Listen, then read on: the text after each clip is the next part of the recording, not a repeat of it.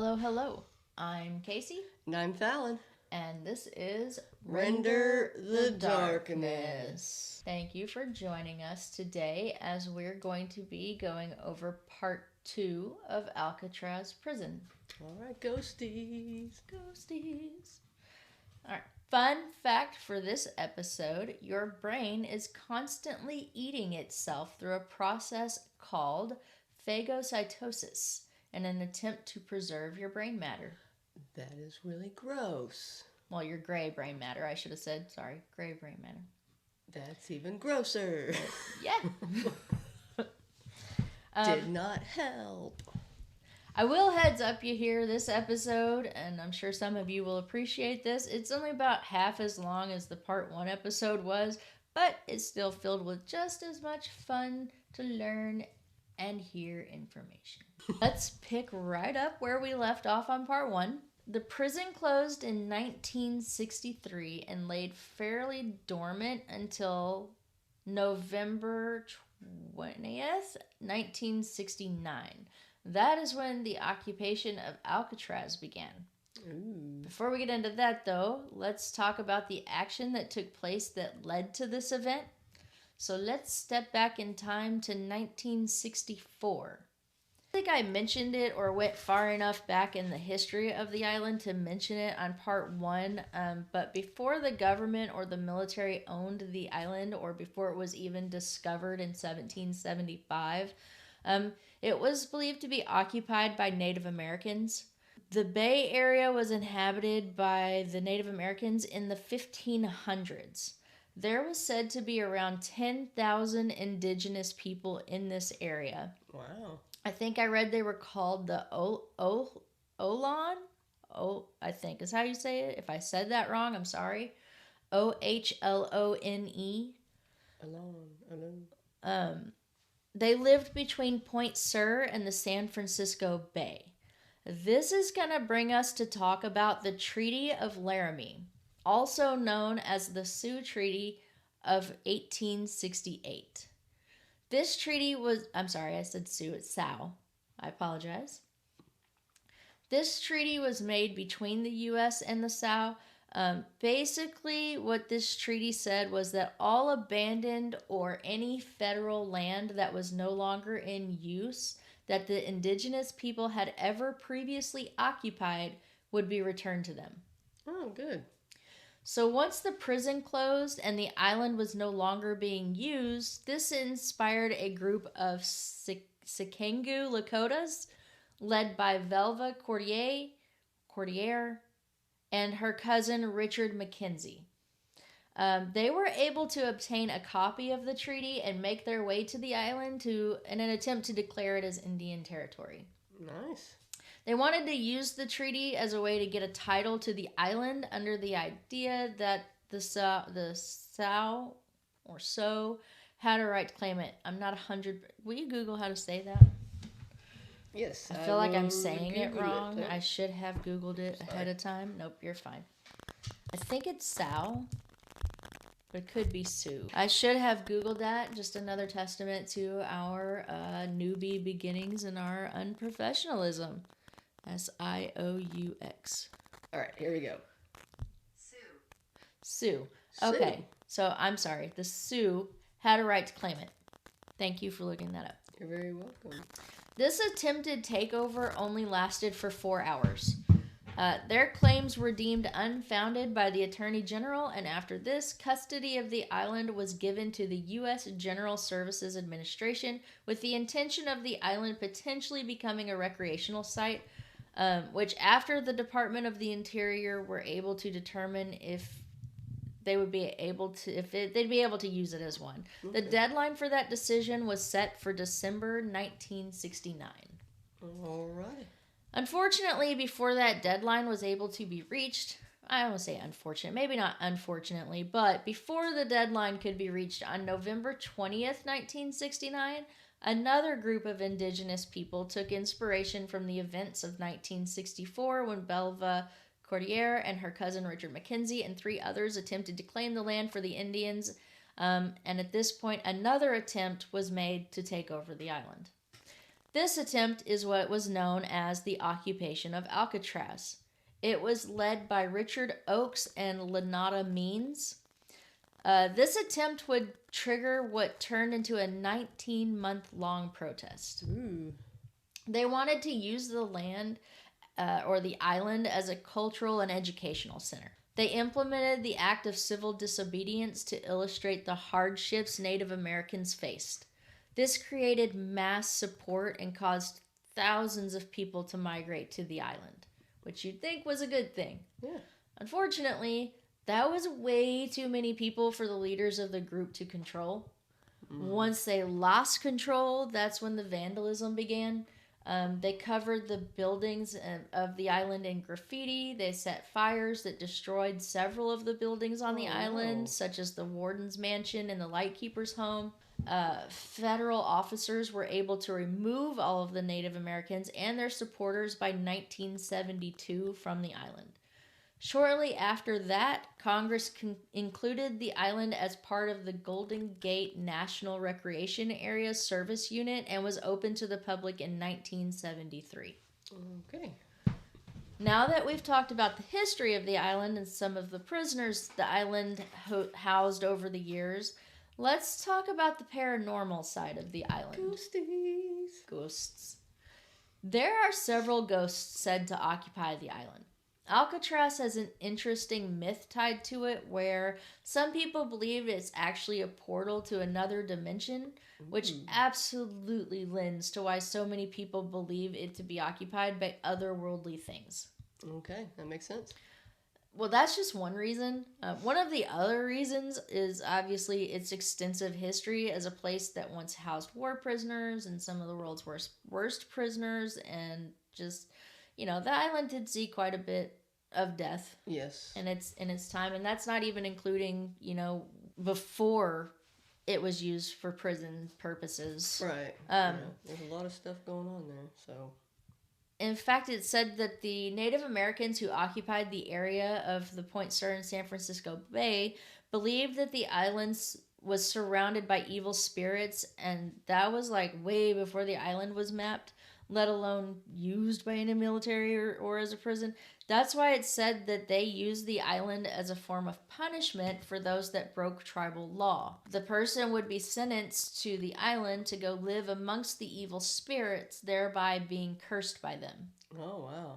Okay. Some of them even committed offenses high enough that they would be banished to the island for life. Ooh.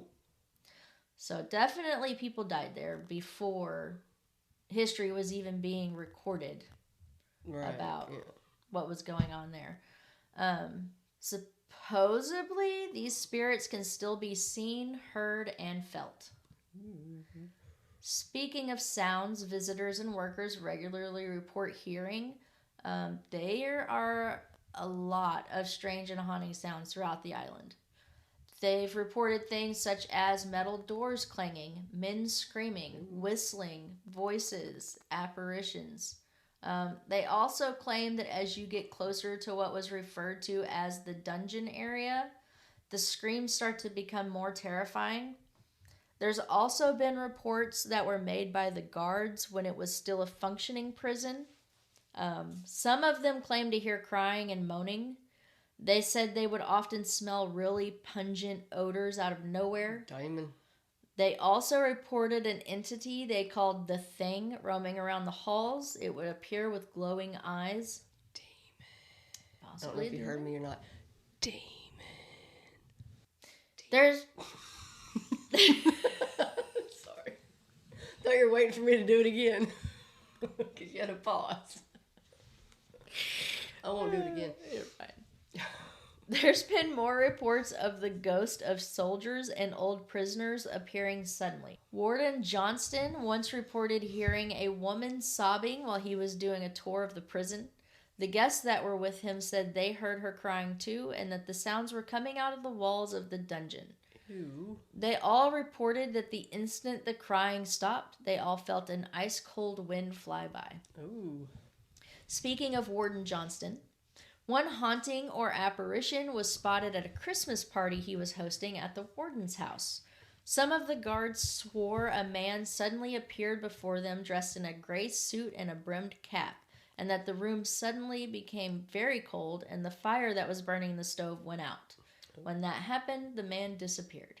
Ooh. The guards also claimed to sometimes hear gunshots, and sometimes they would hear the cannons going off. That was usually followed by such an intense scream that oftentimes they would think it had to be an inmate who had escaped and somehow attained a weapon. But that was never seemingly the case in these particular instances. After checking out the sounds, there was never anything there. Wow. The lighthouse has also claimed to have the lighthouse was also claimed to have been haunted. Sorry. I think I forgot to mention this in part 1, but I read a source that said the lighthouse was torn down when the prison was built. Oh. But either way, the story of the haunting is that the ghost is believed to be that of its very first keeper, one Mr. James A. King, who was said to have died under very mysterious circumstances there. People have claimed to be able to hear whistling coming from it, and that there's a green light that comes from it, floats around the island, and then vanishes. Oh, wow. So maybe it's like him roaming around the island with a light, like a lantern? Yeah. I think it's more of like a phantom beacon of the lighthouse. Like, okay. the light like would... Yeah. It's more like they see a phantom... Because, the lighthouse lights turn. Yeah. So I think it's more like that, maybe? Oh, cool. That would be cool to see. Let's talk about some of the more famous ghosts that are said to still be haunting the island. Okay. Robert Stroud. Remember him from part 1? Yeah. A.K.A. the Birdman? Birdman. Bird. Now, I don't really know why or how he even would be haunting the island since he didn't die there, but that doesn't stop people from claiming to see an apparition that looks just like him floating and roaming around the hospital, which, if you remember, is where he spent the bulk of his stint at the prison, so that part makes sense. Couldn't really find a whole lot about that one other than... Well, maybe it was because they were the ones that actually gave him all the birds, so he probably really enjoyed it there. They didn't give him birds at Alcatraz. That was at Leavenworth. What was I thinking they did that at Alcatraz? No. Never That was at mind. Leavenworth. It would have been a good theory if you had been correct. Yeah, well, I tried. That's okay. The next one is definitely the most famous. This ghost is referred to as the Man of Cell 14D. This cell is said to run cold all year round. Guards and visitors have reported tons of strange occurrences coming from this cell. They regularly hear knocking on the walls and chains rattling, and some of them even claim to see a man in the cell. Mm. The story goes that while confined to this cell, which is one of the cells that are considered the hole, Okay. one night the man who was in there began screaming that there was a malevolent creature with glowing eyes trying to kill him. Does that creature sound familiar? Yeah. Remember the thing? Strangely enough, according to the story, the next day he would be found dead in that very cell. Some sources say he had a heart attack, some say he was murdered, and some say he was strangled to death so hard that the handprints were still on his neck. But the mystery still remains, and apparently so does the inmate. The daemon got him. Yeah, maybe. So which account of how he died do you believe? Was it one of the evil spirits? Was it natural causes? Or did the guards get frustrated with all of his screaming? It was the daemon. You decide. The next one. The next one is known as the Lady in Green. Most often being seen in the washroom of what was once an apartment located on Alcatraz Hill, this apartment was once home to one of the prison wardens who used to live there, and I could not for the life of me find which warden it was. Okay. Anyway, the woman is said to have brown hair and is described as middle-aged and always wearing a green dress. The ghost is thought to belong to a woman who committed suicide on the island. Some sources say that woman was the warden's wife. Oh. Again, I couldn't find which one or if that was even true. But Apparently, one of the warden's wives supposedly killed herself while he was working. Oh, okay. I looked at every source I could think of, and I could not verify that at all. So, just throwing it in there in case it is accurate, but I Okay. can't. I don't know that that's accurate. Well, I mean, if it was in one source, you know. Another prisoner visitors claim to still be haunting the prison walls is none other than Al Capone. Al Capone. People claim to hear his banjo playing and that they see white orbs regularly floating around his old cell. Leaves the same question I asked earlier about the Birdman. Why would Al Capone be haunting the prison, especially when he didn't die there? This one might actually have somewhat of an explanation. Al Capone was suffering from neurosyphilis, which causes deterioration of one's mind. In fact, he died less than 10 years after getting out of prison at only 48 years old from the disease. Oh, dang, I didn't know that. Yeah. The theory is that even though he left there physically, a piece of him may have remained trapped at the prison forever. Maybe it was a piece of his deteriorating mind, or, there was also some sources that said that maybe he was tormented so much psychologically that a piece of him stayed there in that sense. That's kind of some theories that float around why he might still be there. Yeah, I didn't realize he died so young because of that. That's wow. Yeah. Next is the story of the ghost of the butcher, which was the nickname given to an assassin, so the research said, by the name of Abby Maldowich. I also read somewhere that he was brought into Alcatraz to be a hitman, but was murdered instead. Oh, well, that didn't go well, did it? There have been countless claims of his presence. There have also been numerous paranormal investigators and psychics that have visited the island over the years. One of these psychics was a woman named Sylvia Brown. She was pretty well known at the time, and she brought along with her a CBS News crew to perform a reading. Okay. She claimed to have encountered a presence that she could only refer to as the Butcher. And almost every paranormal investigation that has been done there has wielded results of some sort, from sounds to voices to cold spots and orbs. There have also been a couple pictures produced that claim to have captured a ghost woman.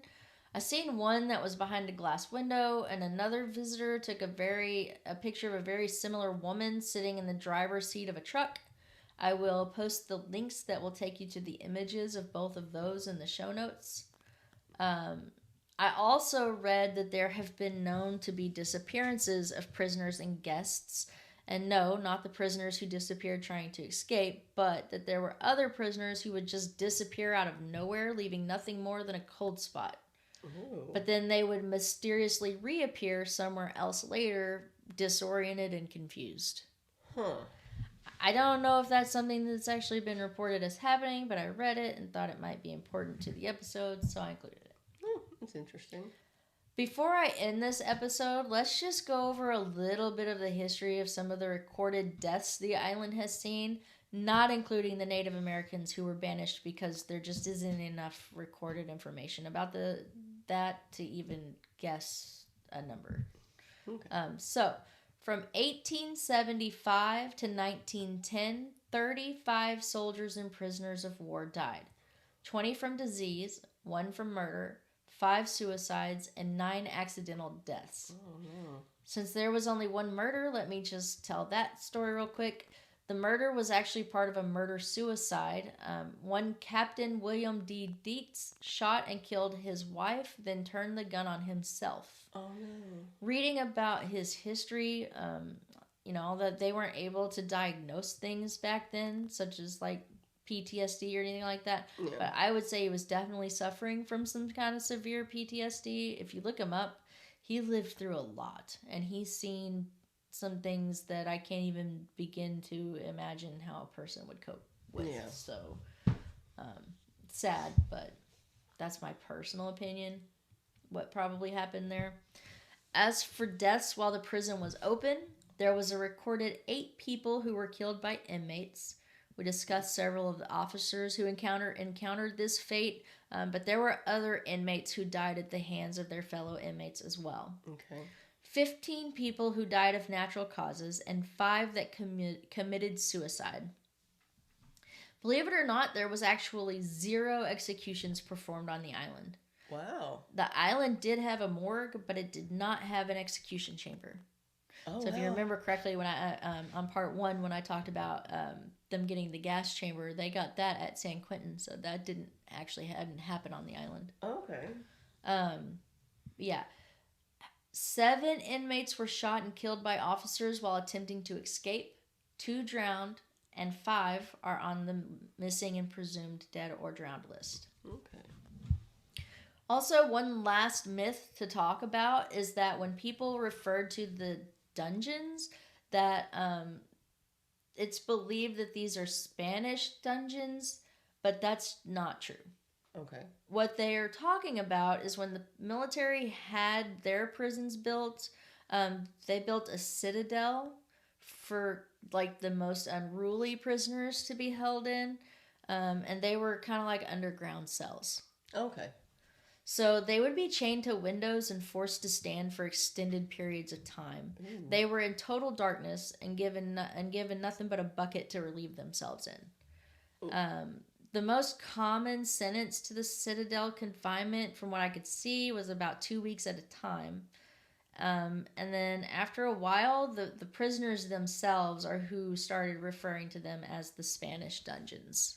Oh, okay. They were torn down in 1908, but the new prison was built on top of them, placing their location just underneath cell block A. Okay. So when I referred to the dungeons earlier, that's the history and their location. Yeah, I was going to ask you about that. Yeah. I was like, dungeons? Like, I don't remember. So technically they're not dungeons, but that's just what they were referred to. Okay. So, that being said, what do you think? You think the island is haunted, or has any of our listeners ever had the privilege of touring the island? If so, what do you think? Any experiences or feelings or anything you could share with the group? Any interactions with the ghosties? Yeah. Like a little touch. I don't like the touches. But yeah, that is part 2. And I'm sure there's somebody out there, some kind of historian that knows way more about Alcatraz than I do, or that I could have found in my research. So if there is someone out there and you have more information that you would like to contribute or add, please feel free to email at renderthedarknesspod@gmail.com, or comment or hit us up on any social media messaging. We'd be happy to know more about it if there's something that I missed or left out. Yep. Other than that, it's still one of the most toured places on Earth. I'd like to go there one day. I think it'd be pretty cool, but I'd like to do it at night. I wonder if they do night tours. I'm sure. I don't know. Because you have to get on a ferry to get over there, so. Yeah, I don't know. They'd probably make a lot more money if they did night tours. I'll have to look it up. I mean, I read that there's still to this day 1 million people a year go tour that island. We should do it. I am 100% on board to tour it, as long as we can drive to get there. Not a big plane person. I will only get on a plane maybe once, maybe twice in my life, and that is going to be it. That's going to be to go to the Ireland or the Australia. That's it. There you go. All right. Well, as always, thank you for joining us. I hope you found the information about Alcatraz as informative and interesting as I did. It was pretty cool. I liked it. Yeah. I learned a lot. The Birdman and the Demon. It's not a thing. Just making that up. What, the Demon? Yeah. The glowy eyes? The thing? Yeah, the Demon. I'm calling it the Demon. You decide. The Demon. All right. Thank you guys so much. We are Render the Darkness. Bye.